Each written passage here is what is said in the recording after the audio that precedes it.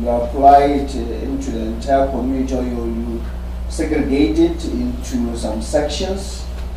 I mean, how much representative would you go, and can it work in a setup where it's really a community, like I said, of about 200,000 people?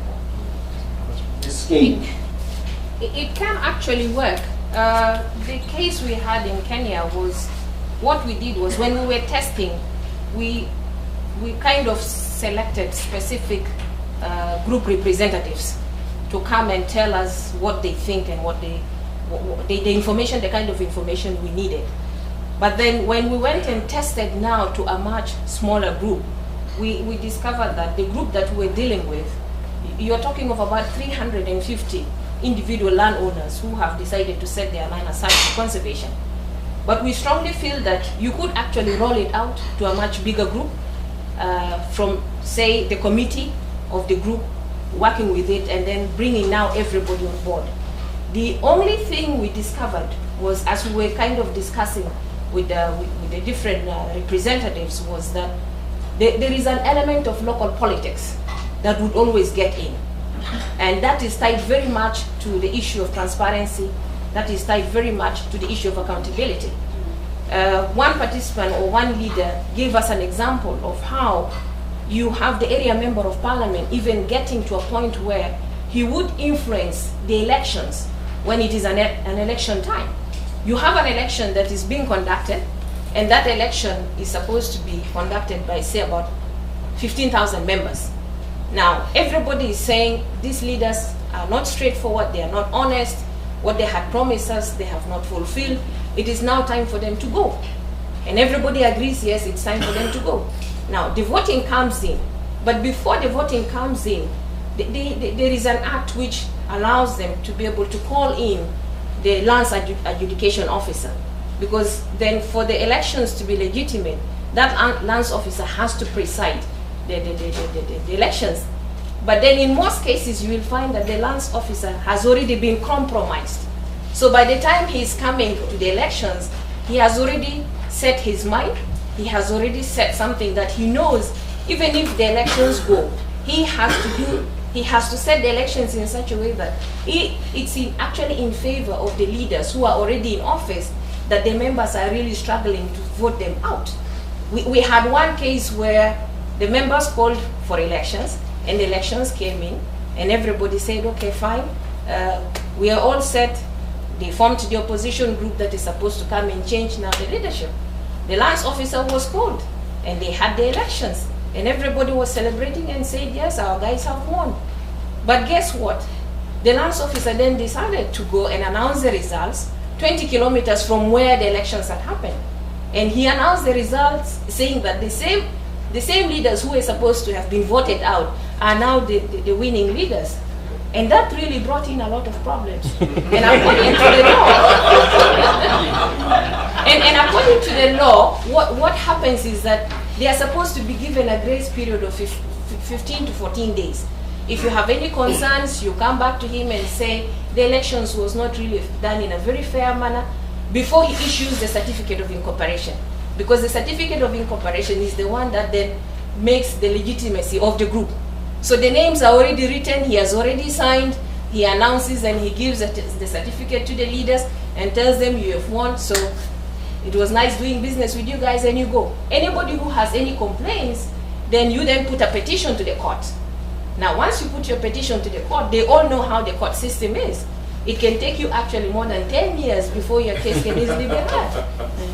So it's easy, you can roll it out, and depending on the size, but then you have to take into account other different factors that will come into play and will probably make it not very... And specifically for this idea of a community of 200,000, I think it would depend on how they're governed. You know, what sorts of structures are there that sort of govern that community of 200,000 people? Is it a series, and is that maybe part of the problem, is that there isn't one in place, or the one that's in place is very corrupt in terms of the way it operates? And so I think this process could point sort of the way in terms of what might be missing there in that situation, although we haven't tested it on a community that large. Maybe just to add to another point, and that's where it brings us to the point of investment.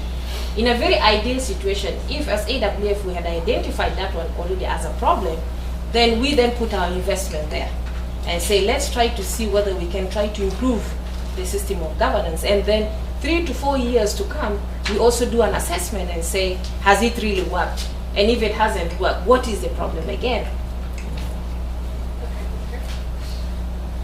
Thanks. And on that theme, I guess, of politics, I mean, one of the criticisms of strengths and weaknesses processes is that oftentimes it can be difficult to get a process started if you're going to air the dirty laundry of the weaknesses of government agencies.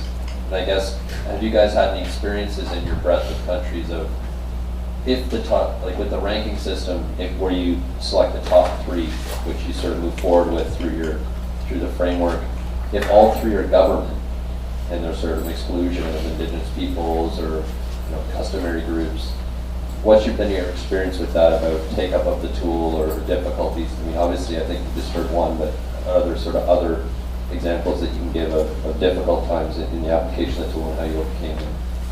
Yeah, I guess to some extent it goes back to this formation of your expert groups. You may or may not have a very mixed expert group where you have people from government as well as communities and all that together. It depends a little bit on how sensitive government agencies are to criticism and how they react to that. So you might have much more you might have several expert groups actually that you go to talk about governance and come up with some recommendations. But I don't think you necessarily, if you as a conservation team, identify a weakness of a wildlife authority being their ability to sort of involve local people. You wouldn't necessarily, I don't think, go to them and say, hey, you've got a real problem here doing this and we want to help you with it. You probably want to be more subtle about the way you approach that type of thing, and there might be, yeah, go ahead. I think that the way we would do this in say many of the countries that work in Central Africa is that the conservation NGO might in fact do the assessment, because it would be very difficult to have the logging company, the Ministry of Water and Forests, and a local community come together and talk openly about who's doing good governance and who's not. It just wouldn't work at all. It would be a disaster. In fact, it would be a source of conflict rather than a solution. What we would do in that case is that the WCS is, because we have this interest in strengthening governance, we would do the assessment. And we might identify that in fact that the logging company does have phenomenal capacity. There's unbelievable power, but it doesn't have, it's not perceived by the local community as particularly legitimate. Even although it's got the government authority to go there, it just doesn't do things transparently. It's not very accountable. And so then our job then would be to try and work with the logging company to help them encourage them to be a bit more accountable, encourage them to be a bit more transparent, ask them to see if there could be local participation in some of the decisions they make within the concession. So I think in that case, in many times, we wouldn't do a multi-stakeholder assessment, because the fur would be flying, to be honest. And I think just to be able to do that. One of the reasons why we really wanted a simple tool is so that it could be repeated, with the idea that both the convening power of coming up with the assessment, and pinpointing where targeted conservation action should take place. And that's what the tool is supposed to do, is try and figure out where are your entry points.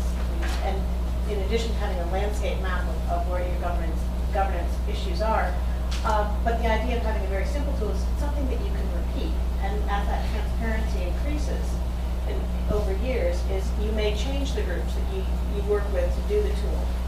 But it's supposed to pinpoint where are the trigger points, where should we target that intervention, and where are the sort of roadblocks that we may be needing to address.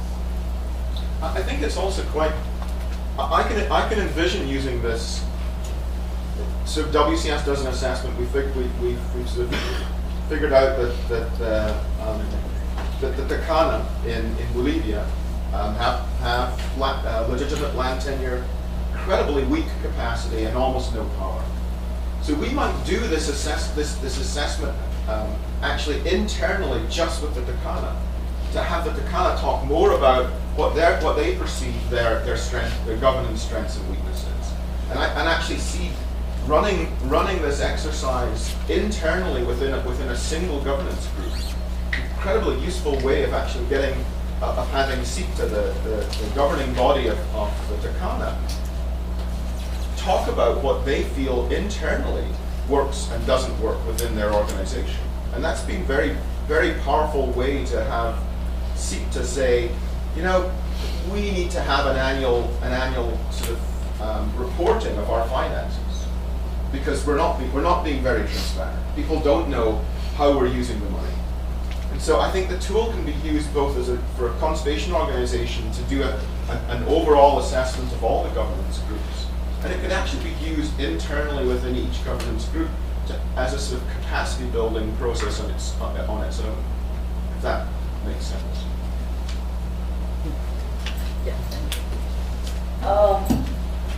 My name is Meenakshi Datta Ghosh. I'm Country Representative India, IUCN.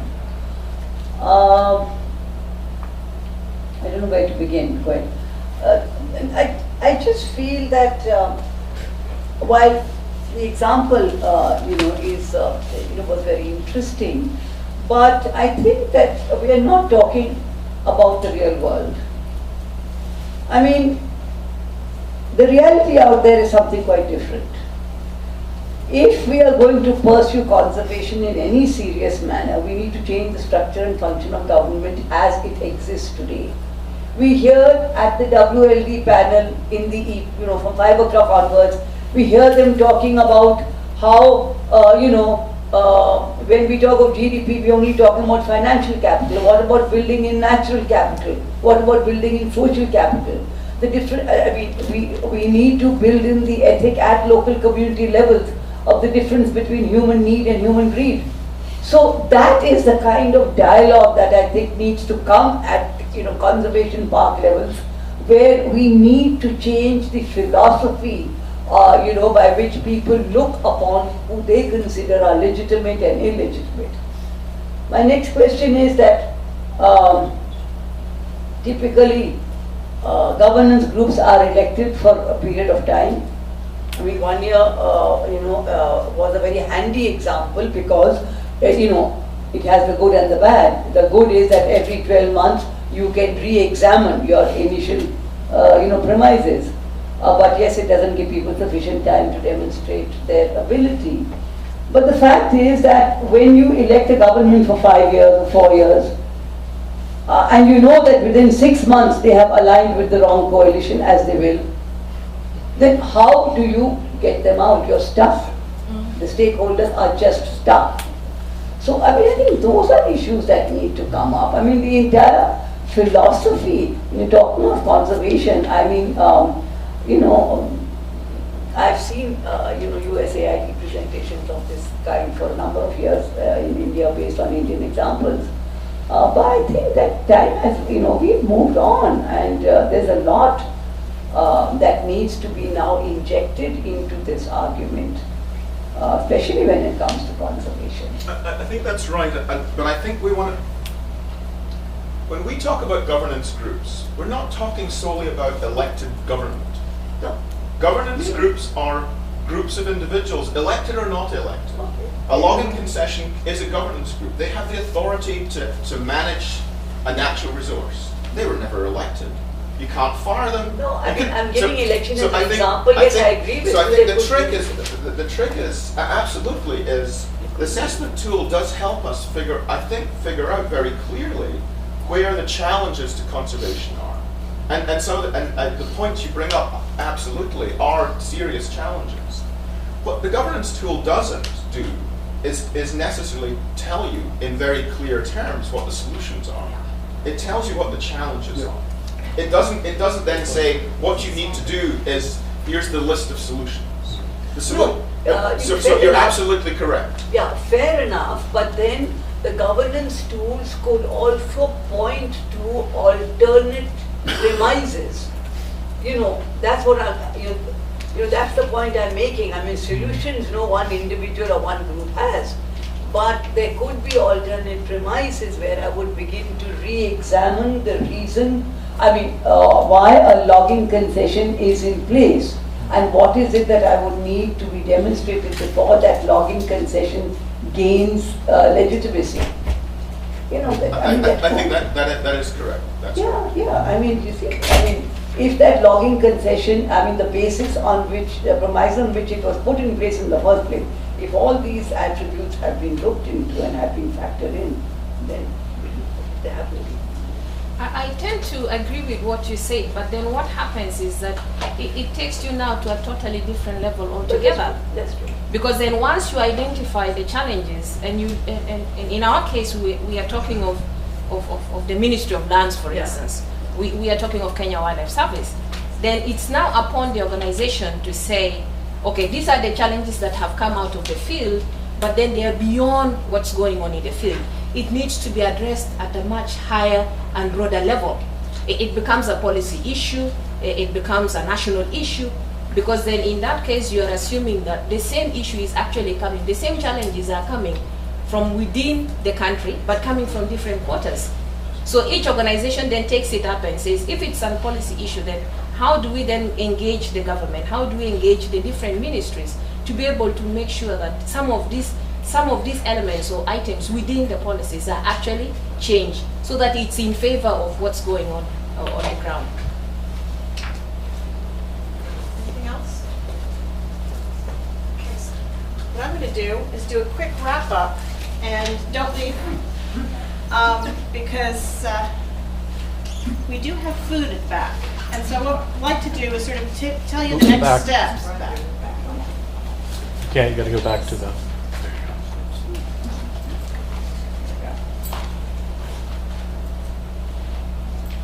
Just going to point it back. The last slide. Okay, so what we have is we have the sheets that you got at the beginning, and if you have comments and if you want to leave us your information, we'll certainly be in touch. Then we have FrameWeb, which is a website, and there's a lot of information on all sorts of different types of conservation activities that USAID and its partners has done. But we have the tool there, and we'd love you to use it and give us feedback.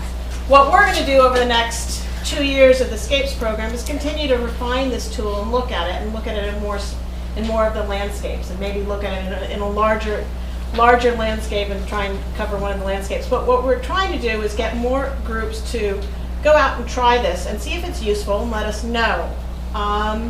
We think it's going to be a very useful way to, one, go in and see what are the situations, and then continue to measure over time and look at where our successes is. One of the things that we're really bad at is telling the story of measuring success. We have the metrics for biophysical change. We have metrics for a lot of things, but what we don't really have is the metrics for understanding changes in governance. And this is what we're trying to do, is by the sequential looking at what the situation is on the ground, we get to an idea of where we're succeeded and where we still have challenges. So please check out FrameWeb. And also, I'd just like to point out other people from USAID, Andy Tobiasen here and Hannah Fairbank over there. Again, we have this pamphlet in the back which does describe what USAID programs are, and I know there are often questions about what are you doing in my country, so feel free to come up to any one of us and ask. And I would invite you to have some food and lunch before your next session and continue the discussion amongst yourselves. Also, if you haven't signed the sign-up sheet yet, please do so. We can then email you this link. Or leave us your cards. That'd be great. Can you see the first slide, the very first one? Very first one? Yeah, that would be nice.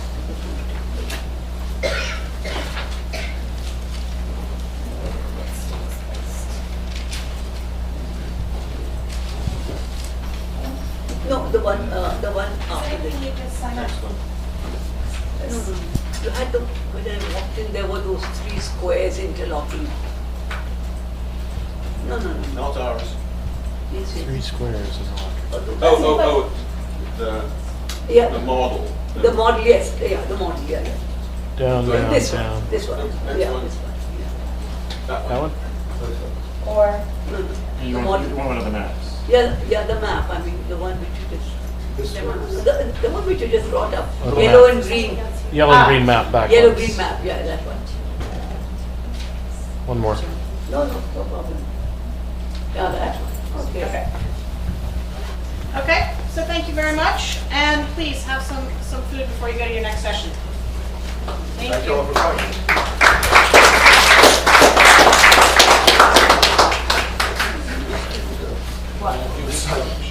Sign up sheet?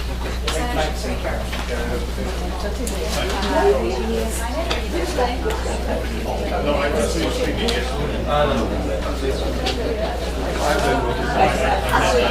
don't want Yeah, they're really impressive.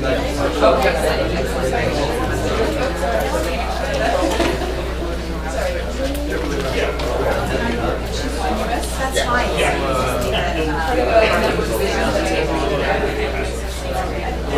we'll pull that back.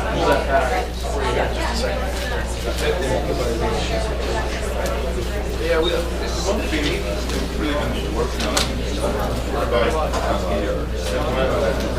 part of that was a pretty broad survey of the field itself and what they use to look at tests.